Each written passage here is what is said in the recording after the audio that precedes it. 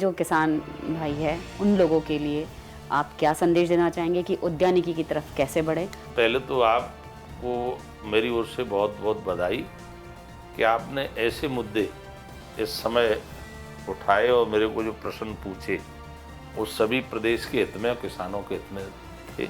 आप सबने हमारे मन के भाव, सरकार के भाव जनमानस तक पहुंचाने का ये जो प्रयास किया, ये बहुत अच्छा है और आप ये प्रयास आगे करते रहे। रेवेन्यू डिपार्टमेंट है सर, इसमें जो पटवारी RI खुद अपने आप अपलोड नहीं कर पाते और ना अपडेट कर पाते हैं। जल्दी ही आप हमारे संज्ञान में लाए हैं, मैं शुरुआत करूंगा। मैं नहीं चाहूँगा कि वो चुनावी वादे के रूप में ही सीमित होकर घोषणा पत्र के पन्नों तक रह जाए। ये बजट इस बात का संकेत होगा कि ये जो हमारे सामने संकट आया उसका सामना डट करके सरकार ने किया, परंतु किसी तरह के विकास के काम को रोका नहीं। उद्यम क्रांति योजना का जो बेसिक ऑब्जेक्टिव है वो है कि हमारे जो युवा हैं वो अपना खुद का काम कर सकें, अपनी एंटरप्रेन्योरशिप डेवलप करें और इस डेवलपमेंट में राज्य शासन उनको मदद करेगी। मैं धर्मस्थ मंत्री था, तो आज ये महाकाल और ओंकारेश्वर में जो भी काम हो रहा है वहाँ 350 करोड़ रुपए, यहाँ 150, ये सब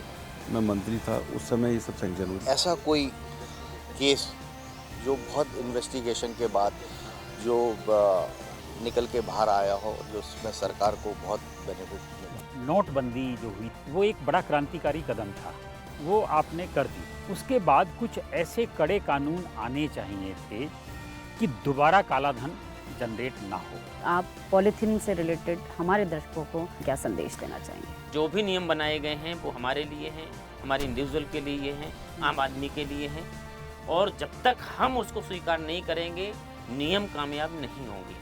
मध्य Pradesh one of the safest state माना जाता है। यहाँ पे निवेश के लिए ये एक बहुत बड़ी प्रायोरिटी है। ये परिदृश्य पिछले कई वर्षों में बदला है।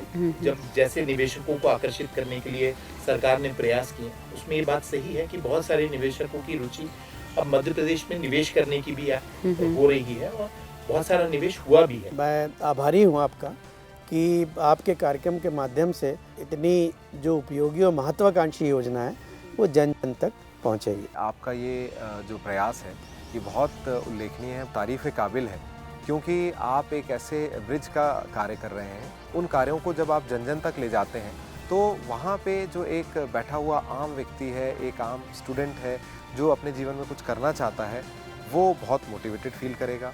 आज हमारे पास डिटर्जेंट 50 टन पर डे अलग अलग जगहों पर उत्पादन हो रहा है। हमारी अगरबत्ती पर डे 10 टन से ज़्यादा हमारी उत्पादन हो रहा है।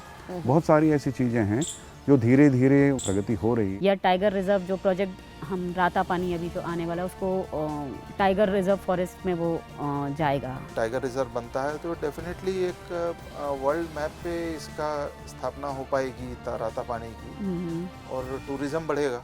आपके कार्यकाल में आपके विभाग को कुछ राष्ट्रीय अंतर्राष्ट्रीय स्तर के पुरस्कार मिले? काम करते हैं, पुरस्कार मिले ना मिले उससे बहुत मैटर नहीं करते, बट हाँ मनोबल जरूर बढ़ता है। आपकी घर पे भी बहुत शिकायतें होती होगी कि आप टाइम नहीं दे पाते हैं। घर आपका जीवन का अभिन्न हिस्सा है तो उसके समय निकल ही जाता है। कुछ ही विधायक होते हैं वो प्रश्न पूछ पाते हैं।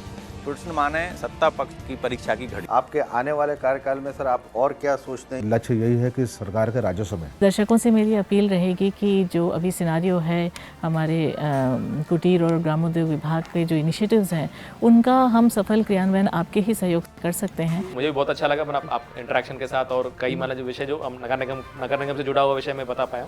Thank you so much for the time. Dial 100 एक त्वरित निराकरण का जरिया है पुलिस के लिए, तो ये 1090 को डायल 100 से मर्ज कर दिया गया। गवर्नमेंट की ऑनगोइंग स्कीम्स को एनालाइज करके बताते हैं कि कहाँ पे प्रॉब्लम है, कैसे इसको बेटर कर सकते हैं या क्या ये परफेक्ट है, तो उसको एनालाइज करने के लिए भी बताते हैं कि क्या इसको इम्प्लीमेंट कर सकते हैं। ये कमिश्नरेट सिस्टम में जो सामान्य पुलिसिंग जो हमारी है उसके अलावा कुछ ऐसे लीगल प्रोविजंस उसमें पुलिस के पास में आ जाते हैं जिसकी वजह से जो लॉ एंड ऑर्डर रिलेटेड जो चैलेंजेस हैं, क्राइम एंड क्रिमिनल्स पे कंट्रोल करने वाले जो एस्पेक्ट्स हैं उनको इम्प्लीमेंट करना थोड़ा सा और डायरेक्ट हो जाता है, थोड़ा सा और बेहतर हो जाता है। बात पावर की नहीं है, बात डिलीवरी की है कि जो आपको जिम्मेदारी दी है उसको कितने पावरफुली आप निभा सको।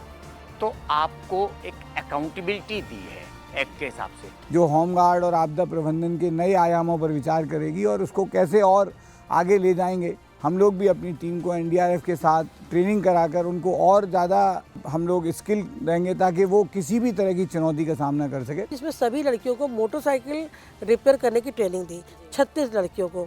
एक तो उनको रोजगार के लिए वो सक्षम हो गई, अपनी रक्षा कर पाई, वो आत्मनिर्भर बनी।